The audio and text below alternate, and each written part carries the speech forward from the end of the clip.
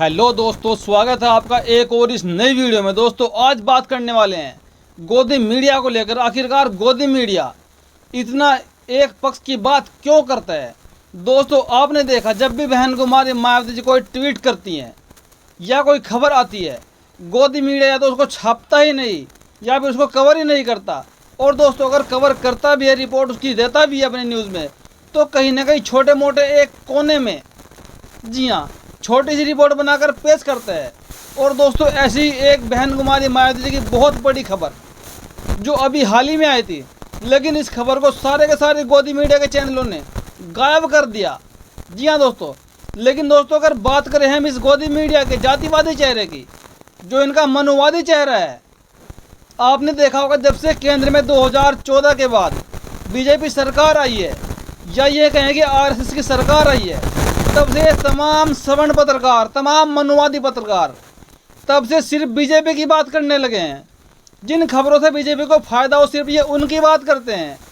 देश चाहे भाड़ में जाए, जनता चाहे भाड़ में जाए, चाहे देश बर्बाद हो जाए, अगर किसी वजह से अगर बीजेपी कोई गलत काम भी करती हैं तो उन्हें उस गलत काम के भी फायदे गिनवाते हैं। दोस्तों ऐसी मीडिया हमारे देश की आज हो चुकी है। आपने एक बात और भी देखी होगी, हमारे देश के प्रिंट मीडिया से कोई सा भी चाहे अखबार हो, उसमें आपको महंगाई का मुद्दा बिल्कुल नहीं मिलेगा, बेरोजगारी का मुद्दा बिल्कुल नहीं मिलेगा, बेरोजगारी कितनी बढ़ गई है मुद्दा बिल्कुल नहीं मिलेगा, हमारे देश में जातिवाद बढ़ रहा है मुद्दा नहीं मिलेगा, मारकाट हो रही है मुद्दा नहीं मिलेगा। लेकिन आपको मुद्दे मिलेंगे जिन मुद्दों से बीजेपी को फायदा पहुंचता हो, जो मुद्दे बीजेपी के लिए अच्छे हों, जिन मुद्दों से इनका वर्चस्व बना रहे पूरे देश पे। क्योंकि हमारे देश की मीडिया में 99.99% सवर्ण मनुवादी पत्रकार बैठे हुए हैं जो सिर्फ अपने फायदे की बात करते हैं। और दोस्तों इस बार फिर एक बार फिर ऐसा ही हुआ है। अभी आपने हाल ही में देखा, बिहार की सरकार ने जातिगत जनगणना कराई और उसके आंकड़े भी जल्दी में रिलीज कर दिए गए। और दोस्तों बहन कुमारी मायावती जी ने उसका समर्थन किया, नीतीश कुमार जी का समर्थन किया और उस पर बड़ी बड़ी बातें रखी। लेकिन दोस्तों गोदी मीडिया ने मात्र 4 लाइनों में बहन कुमारी मायावती जी की बात को न तो पहले पेज पर लिखा, अमर उजाला की बात कर रहा हूं, न तो पहले पेज पर जगह दी, न दूसरे पेज पर जगह दी, न तीसरे पेज पर जगह दी, न चौथे पेज पर जगह दी, न दोस्तों 8वें 7वें पेज पर जगह दी। जी हाँ, गोदी मीडिया के अमर उजाला अखबार ने बहन कुमारी मायावती जी की एक ट्वीट को, एक न्यूज़ को जो बहुत ही इम्पोर्टेंट थी, 90 पेज के एक छोटे से कोने में, मात्र इतने से कोने में उसको जगह दी। और जो बाकी सारा अखबार भरा पड़ा रहा, वो तो आप जानते हैं गोदी मीडिया है, वो मोदी जी की तारीफों के पुल बांधते हैं। दोस्तों खबर छपने के भी मायने होते हैं, उसका क्या फॉन्ट होता है, क्या उसका साइज होता है, कौन से पेज में छप रही है। दोस्तों अगर आपको इतनी बड़ी खबर मिल जाए कि जो पूरे देश में बहुत बड़ी खबर हो, और अगर कोई भी अखबार, कोई भी न्यूज़ उसको छोटे से कॉलम में बनाकर छाप दे, तो दोस्तों उसका पूरा प्रभाव खत्म हो जाता है। और दोस्तों गोदी मीडिया आज तक यही करता है। अगर विपक्ष की, या कुल मिलाकर ये कहूँ जो बहुजनों की पार्टियाँ हैं, जो दलित पिछड़ों की पार्टियाँ हैं, इनकी खबरों को गोदी मीडिया छोटी बनाकर छापता है। और जो गोदी मीडिया की खबरें होती हैं, जो बीजेपी की खबरें होती हैं, उनको ये छोटी खबरों को भी बड़ी बनाकर पहले पेज पर छापते हैं। दोस्तों यही कुछ मैटर करता है, क्योंकि हमारे देश की जो जनता है वो भोली भाली होती है। अगर खबर बड़ी छपेगी पहले पेज पर तो उसका ज़्यादा प्रभाव पड़ता है, और अगर खबर पीछे लास्ट पेज पर छपेगी तो दोस्तों खबर उसकी छोटी छपती है, उसका कम प्रभाव पड़ता है। लोग पढ़ते भी नहीं है आखिरी के पेज तक, लोग मोटी मोटी हेडिंग ऊपर देखकर आगे पेज पर लग देते हैं और नाम होता है हमने खबर छाप दी। जी हाँ दोस्तों, बहन कुमारी मायावती की खबर क्या कुछ छपी है मैं आपको बताता हूँ। बसपा की राष्ट्रीय अध्यक्ष एवं पूर्व मुख्यमंत्री मायावती ने कहा, बिहार सरकार द्वारा कराए गए जातीय जनगणना के आंकड़े सार्वजनिक होने की खबरें सुर्खियों में हैं। यूपी सरकार को अपनी नियत व नीति में जन भावना व जन उपेक्षा के अनुसार सुधार करके जातीय जनगणना एवं सर्वे अविलंब शुरू करा देना चाहिए। ब्यूरो। दोस्तों मात्र इतनी सी खबर छापी गई है, जबकि बहन कुमारी मायावती जी ने एक साथ 3 ट्वीट किए थे। और दोस्तों इस एक खबर में गोदी मीडिया ने एक लाइन तीनों ट्वीट से लेकर लिख दी। ये होती है गोदी मीडिया। बाकी दोस्तों बहन जी ने और भी बहुत कुछ लिखा था जो गोदी मीडिया ने काट लिया है, गोदी मीडिया ने छुपा दिया है। देखिए आप बराबर में, बिहार सरकार द्वारा कराए गए जातीय जनगणना के आंकड़े सार्वजनिक होने की खबरें आज काफ़ी सुर्खियों में हैं तथा उस पर गहन चर्चाएं जारी हैं।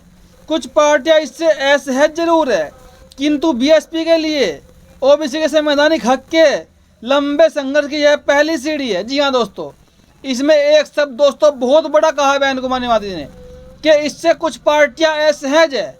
दोस्तों असहज का मतलब है यानी कि कुछ पार्टियां इसके सहमति में नहीं है, इसका विरोध कर रही हैं, उनको जलन हो रही है। क्योंकि दोस्तों देश में जातीय जनगणना हो, कुछ पार्टियां चाहती ही नहीं कि हमारे देश में जातियों की गणना हो और यहाँ के दलित पिछड़ों को उनका अधिकार मिले। यह बहुत बड़ा पॉइंट है जो गोदी मीडिया ने उस ट्वीट से गायब कर दिया पूरी तरह। इसके बाद बहन जी ने क्या लिखा, बीएसपी को प्रसन्नता है कि देश की राजनीति उपेक्षित बहुजन समाज के पक्ष में इस कारण नया करवट ले रही है, जिसका नतीजा कि एससी एसटी आरक्षण को निष्क्रिय निष्प्रभावी बनाने तथा घोर ओबीसी व मंडल विरोधी जातिवादी एवं सांप्रदायिक दल भी अपने भविष्य के लिए प्रतिचिंतित नजर आने लगे हैं। दोस्तों कितनी बड़ी खबर है। बहन कुमारी माती ने साफ साफ कहा है कि जो पार्टियां जो दल हमेशा से एससी एसटी के खिलाफ रहे हैं, उनको हक मिले उसके विरोध में रहे हैं, और अगर एससी एसटी को कहीं पर आरक्षण मिला तो उन पार्टियों के लोग कोर्ट चले जाते हैं, सुप्रीम कोर्ट चले जाते हैं उस पर रोक लगाने के लिए। आज वे पार्टियां भी अपने भविष्य के लिए चिंतित है कि अगर हमने इनकी बात नहीं करी। दोस्तों ये खबर भी पूरी तरह गोदी मीडिया ने छुपा ली। आगे क्या लिखा है दोस्तों तीसरे पोस्ट में, वैसे तो यूपी सरकार को अब अपनी नियत व नीति में जन भावना एवं जनअपेक्षा के अनुसार सुधार करके जातीय जनगणना सर्वे अविलंब शुरू करा देना चाहिए, किंतु इसका सही समाधान तभी होगा जब केंद्र सरकार राष्ट्रीय स्तर पर जातीय जनगणना कराकर उन्हें उनका वाजिब हक देना सुनिश्चित करे। दोस्तों अब आप खुद ही अंदाजा लगा सकते हैं कि बहन कुमारी माती जी ने बड़े लेवल पर अपील की है, किसी एक राज्य में नहीं, उत्तर प्रदेश में नहीं, हमारे देश को पूरे कोने कोने में जितने हमारे देश में राज्य है सब राज्यों में केंद्र सरकार अपने हिसाब से जातीय जनगणना कराए। बहन जी की ये अपील है, और जो इनका हक अधिकार बैठता है इनको सही तरीके से जांच पड़ताल करके देने का काम करे। लेकिन गोदी मीडिया में आपने देखा मात्र 4 लाइन छापी है। और दोस्तों एक खबर और भी देखिए आप, ये गोदी मीडिया खबरों को कम कैसे करता है। अब आप इस खबर को देखिए, बसपा के बराबर में ओम प्रकाश राजभर की एक खबर छपी है। इनको दोनों को दोस्तों आप गौर से देखिए। ओम प्रकाश राजभर ने क्या कुछ कहा है कि उत्तर प्रदेश के 4 टुकड़े कर दिए जाए, यह बड़ा राज्य है, इसके 4 प्रदेश बनाए जाए। और दोस्तों आप एक चीज़ और नोट कीजिए कि बहन कुमारी मायावती जी बहुत बड़े लेवल की नेता है, उनके पास राष्ट्रीय पार्टी है, 4 बार मुख्यमंत्री रह चुके उत्तर प्रदेश की, और उनकी खबर अखबार के 90 पेज पर चली गई। और उसका फॉन्ट देखे कितना छोटा फॉन्ट, एक कॉलम में 2 इंच के कॉलम में खबर छाप दी गई। और एक तरफ ओम प्रकाश राजभर की जो एक बार मुख्यमंत्री भी नहीं रहे, एक छोटा सा दल इनके पास है, उनकी खबर का फॉन्ट इससे भी बड़ा है। आप फॉन्ट देखिए दोस्तों, यही कमाल की बात होती है। जो लोग दोस्तों बुद्धिमान होते हैं वो लोग इन बातों को पकड़ लेते हैं। अगर दोस्तों यही खबर बहन जी की पहले पेज पर छपती, बड़ी बड़ी होकर छपती, तो इसका कैसा प्रभाव पड़ता, सबके दिमाग में बहन जी की एक छवि बनती। लेकिन खबर इतनी छोटी कर दी गई कि लोग इनको आया गया समझ लेते हैं कि ये तो चलता रहता है। दोस्तों गोदी मीडिया का काला चेहरा हम बार बार आपके सामने उजागर करते रहते हैं कि गोदी मीडिया कैसे बहुजनों के हकों के साथ खिलवाड़ करता है, इनका विरोध करता है। और दोस्तों आपसे अपील करते हैं कि आप गोदी मीडिया का पूर्ण तरह बहिष्कार कर दीजिए। जब इंडिया वाले गठबंधन ने गोदी मीडिया का बहिष्कार कर दिया है, 14 पत्रकारों का बहिष्कार कर दिया है, तो फिर हम और आप क्यों नहीं बहिष्कार कर सकते। इनके अखबारों को लेना बंद कीजिए, चैनलों को देखना बंद कीजिए। अब आपके पास अपना मीडिया है, सोशल मीडिया, इसको फैलाइए, अपने अकाउंट चालू कीजिए, बोलिए, लिखिए। और अगर आप बोल नहीं सकते, लिख नहीं सकते सोशल मीडिया पर, तो जैसे हमने वीडियो बनाई और बहुत से लोग वीडियो बना रहे हैं, उनकी वीडियो को शेयर कीजिए ताकि ये आवाज़ आपकी जन जन तक पहुंच सके और आपका काम सफल हो सके। क्योंकि दोस्तों जब तक आप बोलोगे नहीं तब तक आपकी कहीं सुनवाई नहीं होने वाली। जब तक आप बोलोगे नहीं, तब तक कोई आपके बारे में जानने को तैयार नहीं होगा। आपको अपनी बात सुनानी पड़ेगी, दूसरे के कानों तक पहुंचानी पड़ेगी, तब जाकर आपका समाज भी जागरूक होगा और आपको अधिकार भी मिलेगा। दोस्तों ये खबर आपको कैसी लगी, अपनी प्रतिक्रिया कमेंट में ज़रूर दीजिएगा। धन्यवाद।